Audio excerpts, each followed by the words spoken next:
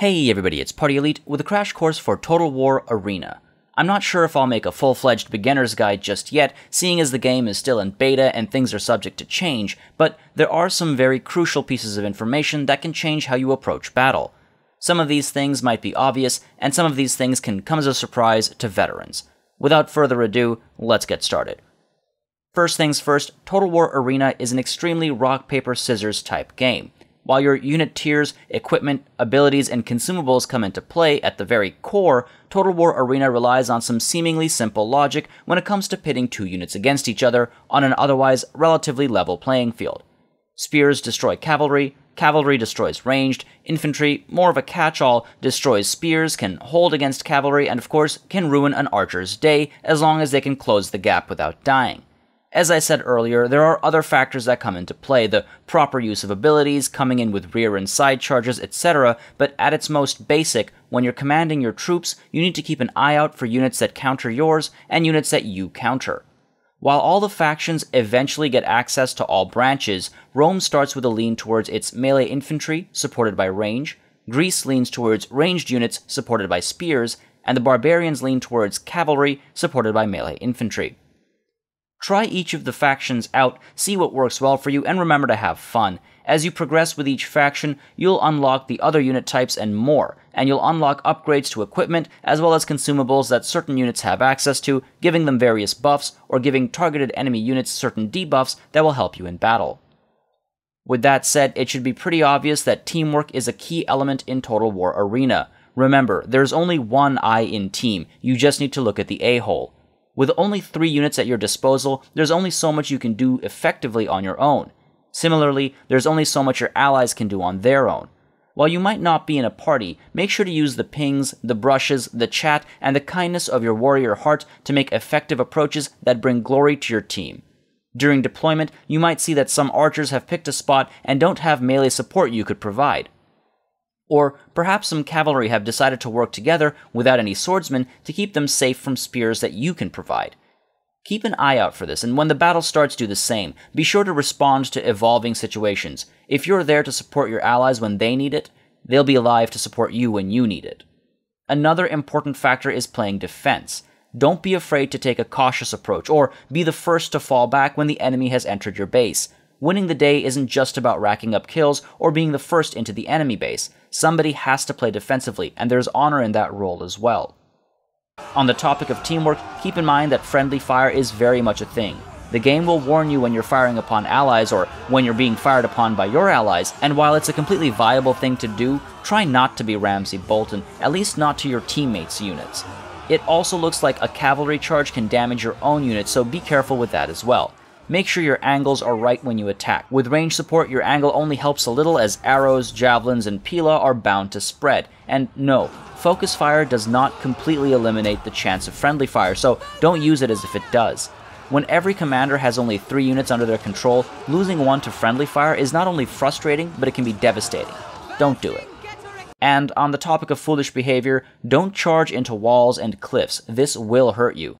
As an excellent example, take a look at this cavalry charge. As the horses go trampling through the enemy, they have a lot of momentum and will push right past them and, as you can see, hurt themselves. I don't think I need to give details as to why that's a bad thing, so just make sure you're considering your angles, considering how far a charge is likely to push, and considering if you're about to send your men into a wall, invisible or otherwise. This goes for infantry charges as well, by the way. Hilarious to watch, but not typically a good idea. If you followed any of my Total War Warhammer content, you'll be very familiar with what I'm about to say. Morale is key on the battlefield.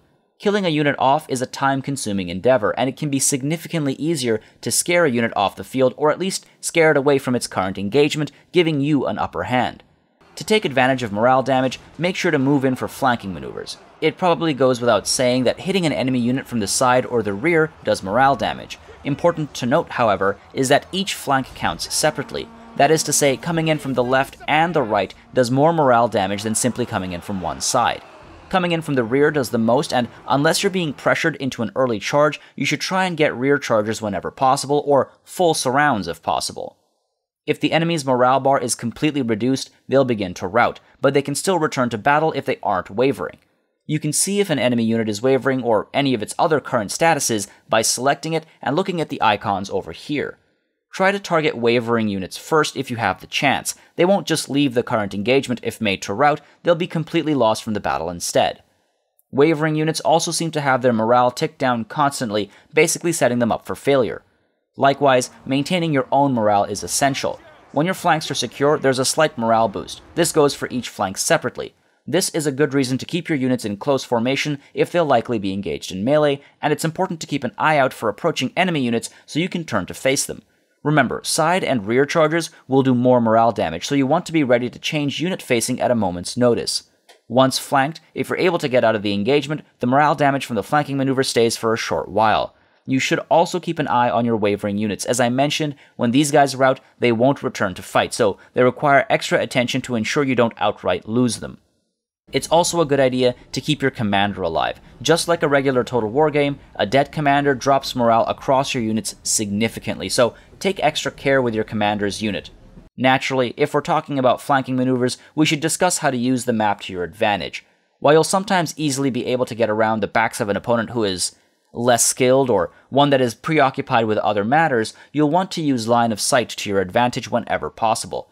I love how Arena does line of sight. It's very restrictive and extremely important. Knowledge is power. Knowing is half the battle. We've heard the sayings, and if you can't see the enemy, you know nothing. The line you see here shows you exactly what you and your allies have scouted. Any enemy unit within this line will be visible, but any unit outside of it, even by a millimeter, will be invisible to you. You'll notice that densely forested areas and even areas covered by tall grass aren't revealed as quickly or easily as plains. You'll also notice that buildings as well as undulation in the terrain act as barriers to line of sight. Use this to your advantage, but beware, the enemy will be doing the same. Hide in trees, but don't assume you'll be safe when doing so. The enemy is probably stalking in the trees as well. Same goes for tall grass and for circling around buildings. Use the map to your advantage, but be prepared for the enemy to be doing the same. In that vein, try to get the tower nice and early. Watchtowers have a great radius under which they reveal everything. Units hidden in trees, tall grass, behind buildings, whatever the case may be, if you control the watchtower, you will be able to spot them within this radius. To capture a watchtower, you need to be in its rather small radius of control, and you need to stay there. The moment you step out, control is lost. Think of it like literally manning the tower. Capturing the tower close to you as early as possible is extremely helpful for the team's early maneuvers. Whoever deploys near the tower should be equipped to take it quickly and potentially hold it while a more suitable unit catches up. Once the tower is taken and the regions around it are revealed, your allies can plan according to revealed enemy movements. Likewise, it's a good idea to deny your opponents this vision. Through simple harassment, you can frighten an opponent away from the tower near them and deny them important knowledge of battlefield positions. I personally like to use abilities like Momentum, Heavy Infantry Charge, or Rapid Advance to close the gap to the tower as quickly as possible at the start. Now this smoothly transitions us to the next topic, know your abilities, and I don't simply mean knowing what their cards say they do, but understanding everything about them. Again, a lot of this is subject to change, and I haven't had the time to grind and unlock everything, but right at the start, a good example is the Cavalry Charge. When you hit Cavalry Charge, your cavalry charges in a straight line. You can't turn them mid-charge. Or consider Momentum. If you keep your cavalry moving, they retain the benefit of the ability, which is the extra speed and turn speed. Or look at the Throw Pilla ability. This is great for causing some damage to an enemy unit before charging in, as was done historically, but keep in mind how long it takes between giving the order to throw Pilla and for them to actually be thrown. These little details can make the difference between winning your engagements and failing not only yourself, but your entire team.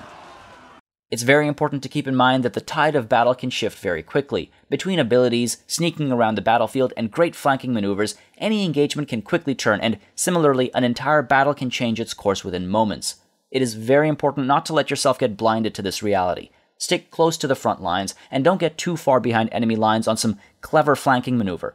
Remember what I said about the eye in team? You need to be able to respond, and that's not possible if you're off gallivanting in the distance.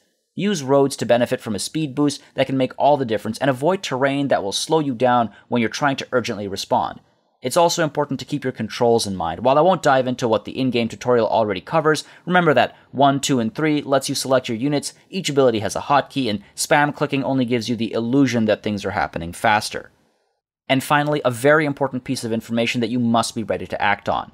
When you're capturing an enemy base, or more importantly for this one, an enemy unit is capturing your base, the moment it takes damage, it not only stops capturing your base, but the enemy also loses all of that unit's contribution for the capture. So, if there are 3 units within your base capturing it, and each has, for simple mathematics, captured a quarter, if any one of these units gets engaged, the enemy drops back to a half-captured base. If another gets engaged, it drops back to a quarter captured, so on and so forth. So, if you find yourself in a base race and you're the guy with cavalry, it is your duty to rush back and ram into as many units as possible and get out. Simple hit-and-run tactics, reduce the enemy capture amount and get out before you're bogged down. One charge from a single unit can completely change the result of a battle at the death. Plot your angle, find the gap, and cavalry charge. If even a single individual goes past the first unit and engages another, you've done good. Similarly, in order to defend from such a maneuver, if you're the one with the spears, you should look to close all angles of approach so that ranged units and swordsmen can sit in the center and capture while you hold the line and prevent the loss of hard work. Total War Arena is a very different type of Total War game. It does its best to give the feeling of being a small part of the bigger picture in a grand battle.